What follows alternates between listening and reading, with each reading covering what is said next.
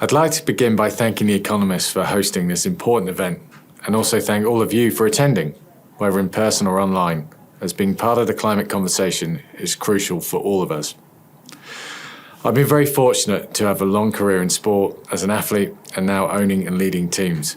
But during this time, I've seen the effects of climate change on our planet, whether it be water pollution, microplastics in our oceans, or different weather patterns.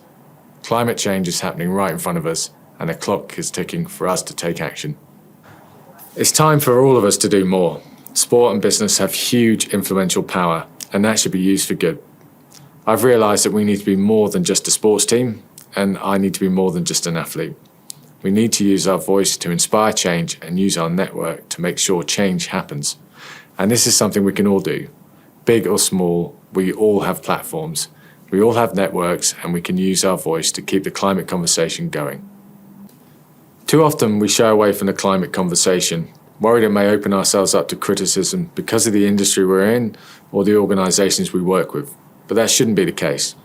We have to be realistic. There are some things beyond our control, but the focus should be the things we can change and not what we can't. One example of this is SailGP's Impact League. SailGP is a global sailing league with 10 national teams that compete at events around the world, and my team, Emirates Great Britain, is one of those. To have a successful global sporting league, you have to travel around the world, but everyone at SailGP was aware of the effects this would have, and so the Impact League was created. The Impact League is a second leaderboard running alongside the season championship that tracks the positive actions SailGP teams make to reduce their carbon footprint and accelerate inclusivity in sailing. SailGP is the only sporting league in the world to have a podium for sport and the planet, where teams are scored on a number of criteria, including energy and fuel use, waste reduction, and how many people they bring to each event. Through showcasing our team's activities, we hope to encourage fans to also take action and make more sustainable choices. The best performing teams receive prize money for their charity partners to drive more positive impact, and it has become a huge deal to all of the teams. Who would have thought professional athletes would be so competitive about carbon reduction? But in all seriousness, it's initiatives like these that make a real difference.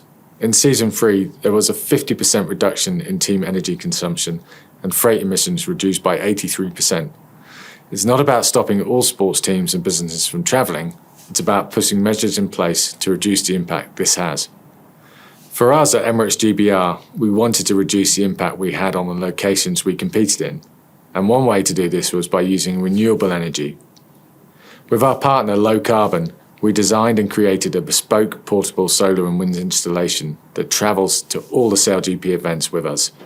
It consists of 38 solar panels and 2 micro wind turbines that are completely mobile, and the system produces enough energy to take our operations off-grid and also help power other SailGP teams. This enables us to reduce our carbon footprint and also our impact on the towns and cities we compete in. We hope our success in this field will inspire other sports teams, businesses and industries to follow suit. We wanted to share our learnings from the project and make it easy for people to adopt renewable energy. And so with Low Carbon, we created the Blueprint, which provides people with all of the knowledge, resources and contacts needed to incorporate renewable energy into their organisations. I would urge all of you here today to consider how you too can switch to clean energy. If we're able to incorporate renewable energy as a sports team that travels around the world, there's no reason why your offices, homes and schools can't do the same. These innovations can evolve beyond sport. For example, the technology used by my 2017 America's Cup team has formed BAR Technologies, which is bringing innovation to the marine sector. Its latest project, Wind Wings, is inspired by the sport of sailing and enables large vessels to make use of emission-free wind power by adding large sails or wings to the ships. By removing the reliance on fuel, Windwings has the potential to reduce a cargo ship's lifetime CO2 emissions by 30%. Adding 4 wings to a vessel could save 6 tonnes of fuel and 20 tonnes of CO2 a day. These 2 projects have harnessed the power of modern technology to move us forward in the race to net zero. We must all look at how we can incorporate new technologies into our industries to make a positive impact. We all use technology to enhance our personal health. How many of us have a fitness watch or device? So now it's time to use technology to improve the health of our planet. One of the challenges to meet the UK's 2050 net zero target is having enough young people engaged in STEM subjects to become the scientists, engineers and environmentalists who will help solve the problems we have created today.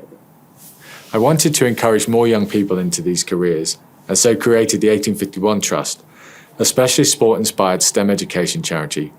Through the Trust, we set up an education centre at our America's Cup team base in Portsmouth and also an online education platform, STEM Crew, that is free to use for schools around the world and uses the real-life context of sport to inspire people into STEM careers.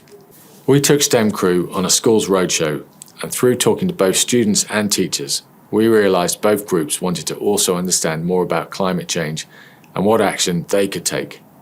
In the UK, a study found 7 out of 10 teachers did not feel equipped to teach about climate change effectively, but that 79% of young people say that climate change is a top priority for them. So we decided to extend the 1851 Trust to also incorporate climate education through an online platform called Protect Our Future.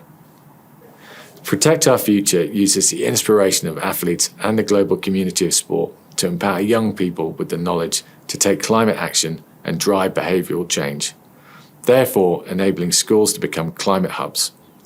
We collaborate globally and at an ambitious scale with NGOs and other key stakeholders. We provide world-class climate education for young people that is free to use and available globally. All of Protect Our Future's resources are based on the UN's Sustainable Development Goals and are created in collaboration with experts from sport, science and education. Through education, technology and action, we help achieve the world's climate goals. I wanted to leave you with a quote from Sir David Attenborough, who said in his Instagram debut that saving our planet had become a communications challenge. And that's why events like these are so important. By coming together to discuss sustainability and how we can all improve, we can make a real difference. I hope the conversations and communications you've all been having continue beyond this event so we can work together across our different industries to take action and protect our future.